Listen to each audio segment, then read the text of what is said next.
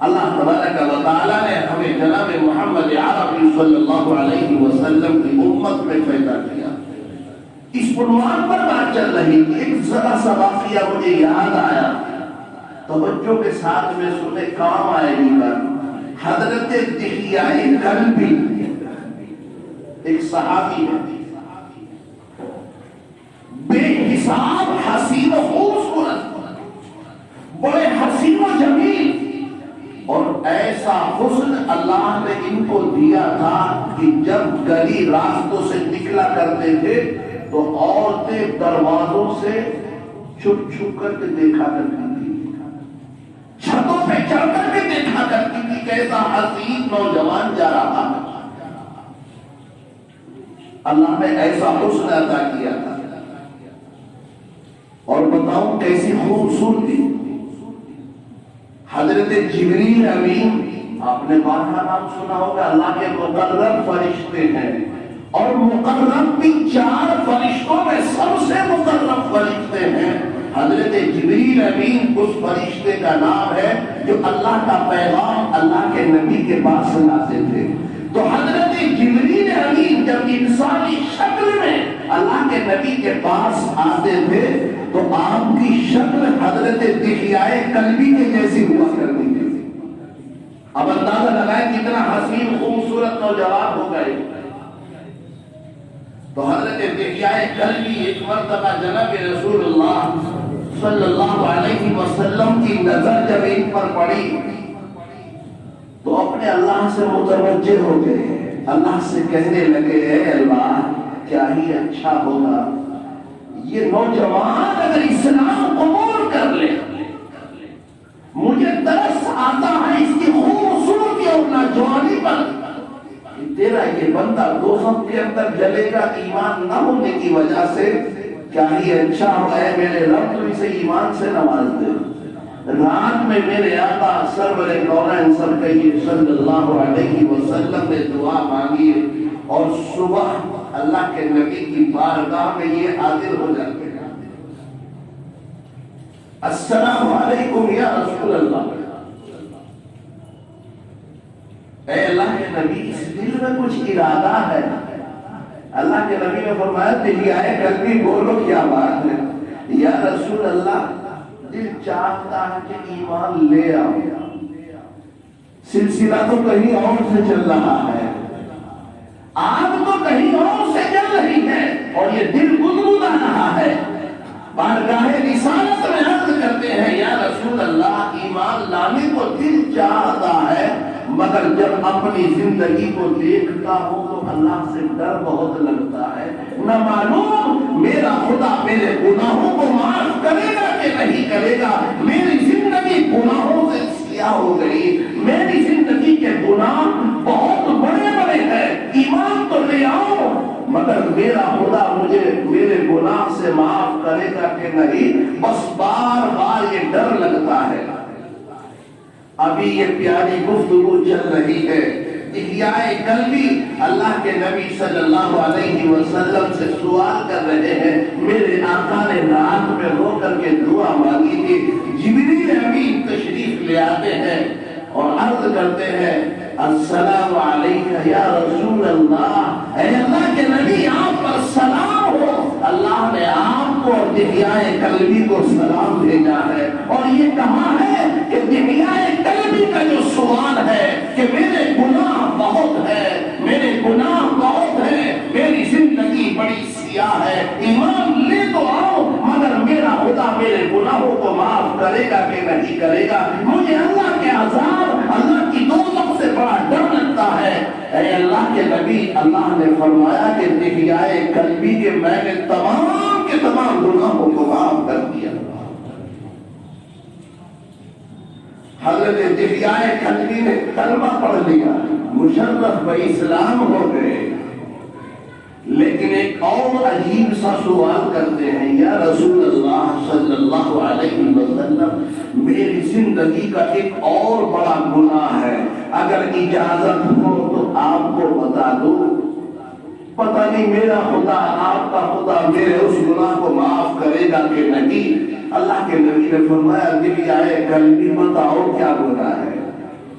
فرمایا یا رسول اللہ صلی اللہ علیہ وسلم، ایک مرتبہ میرا بزنس کے لیے باہر ملک کا سفر تھا، تجارت کے لیے، میری بیوی حاملہ تھی، میں نے اپنی بیوی کو جاتے وقت ایک نصیحت کی، اے میری بیوی اگر بیٹا ہو گیا تو اس کی پرورش کرنا، اور اگر بیٹی ہو گئی تو اس کو زندہ کر گور کر دینا، یعنی اس کو دفنا دینا۔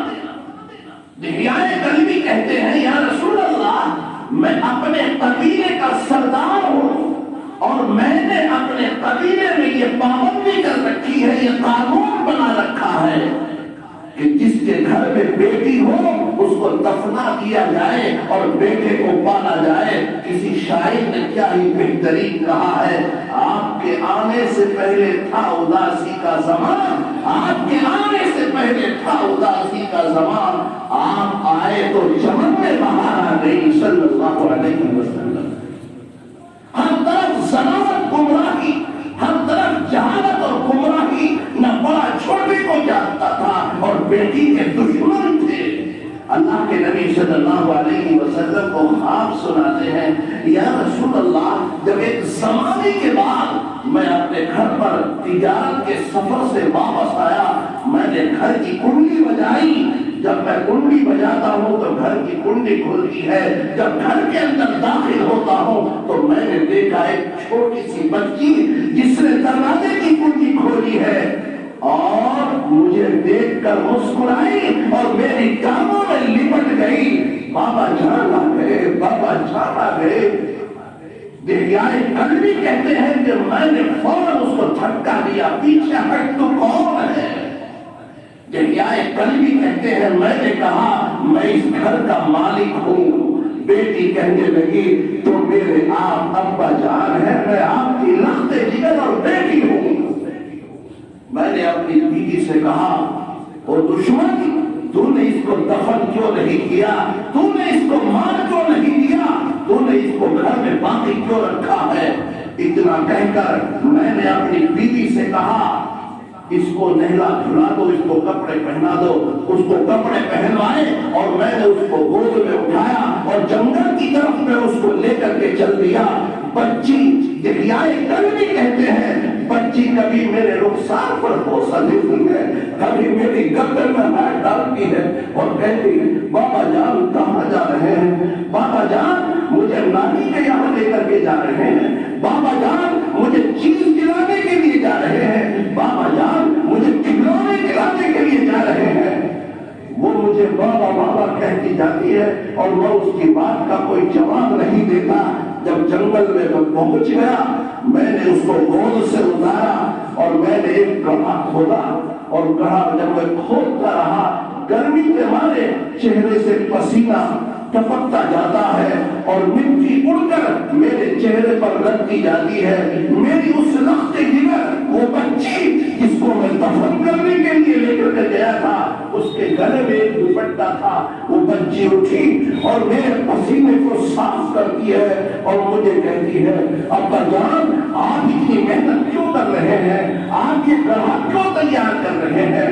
میں آپ کے ساتھ لگ جاؤں، میں یہ گڑھا تیار کرا دوں، آپ اتنی محنت مت کیجیے، آپ آ جائیے، آپ سائے میں بیٹھ جائیے۔ وہ بچی میرے منہ کی دھول کو صاف کرتی جاتی ہے اور میرے پسینے کو سکھاتی جاتی ہے۔ میں نے گڑھا تیار کیا، بچی قریب آئی، میں نے اس کو اس کے اندر دھکا دے دیا اور میں نے مٹی اور ریت اس کے اندر ڈالنا شروع کیا۔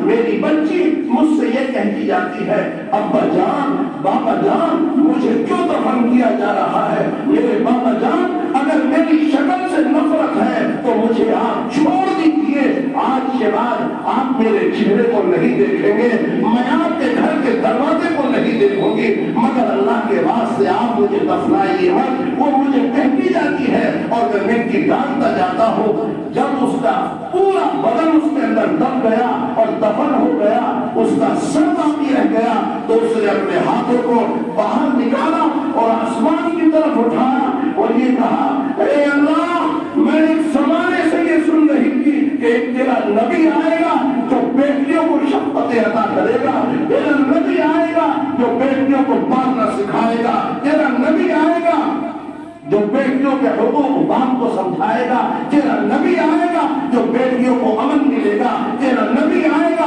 جو بیٹیوں کو عزت دینا سکھائے گا، تیرا نبی آئے گا جو سارے حقوق انسانیت کو سمجھائے گا۔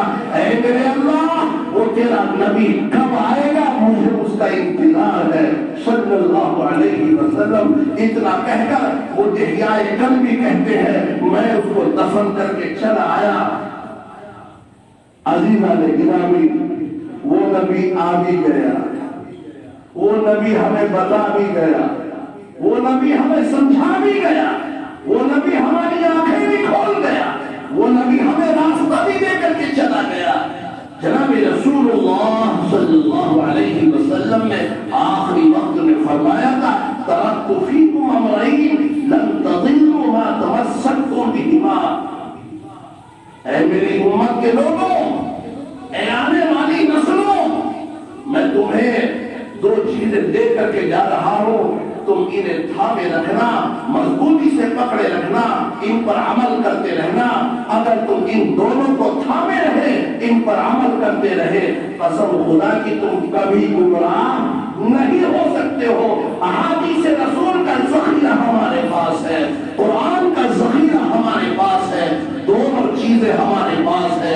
ہمارے نبی نے ہمیں یتیم نہیں چھوڑا ہے، ہمارے نبی نے ہمیں رسوا نہیں کیا ہے، ہمارے نبی نے ہمیں گمراہ نہیں چھوڑا ہے، ہمارے نبی نے ہمیں مستقل مشعل راہ عطا کی ہے، ہمارے نبی نے مستقل ہمیں جینے کا طریقہ سکھایا ہے، ہمارے نبی نے ہمیں مرنے کا طریقہ سکھایا ہے، ہمارے نبی نے آنکھ اٹھانے کا طریقہ سکھایا، ہمارے نبی نے ہمیں گفتار سکھائی، ہمارے نبی نے ہمیں رفتار سکھائی، ہمارے نبی نے ہمیں کیا کر کے دکھا دیا، ہمارے نبی نے اس دنیا میں رہ کر کے دکھا دیا، ہمارے نبی نے ہر سبق اپنی امت کو دے کر کے دکھا دیا۔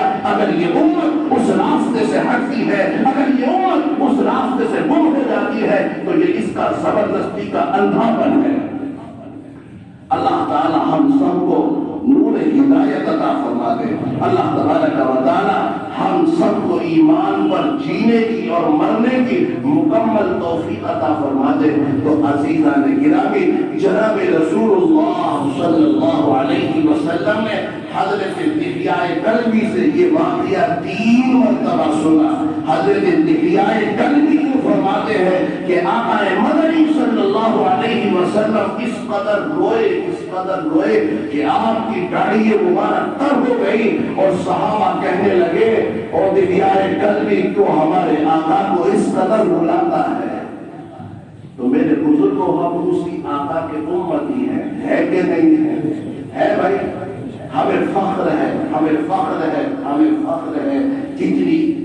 کتنی قومیں آپ کا انتظار کر کے اس دنیا سے رخصت ہو گئی، اللہ نے ہمیں اسی نبی کی امت میں پیدا فرمایا۔ بس ذرا سا فرق یہ ہے کہ ہماری آنکھیں بند ہیں، اگر یہ کھل جائے تو ہمیں نظر آنے لگے۔ وہ یہی تو بات ہے کہ نہیں؟ اللہ تعالیٰ ہماری آنکھوں کو ایمان کے ساتھ میں کھول دے، اللہ ایمان کے ساتھ مرنے کی، جینے کی مکمل توفیق عطا فرمائے۔ وآخر دعوانا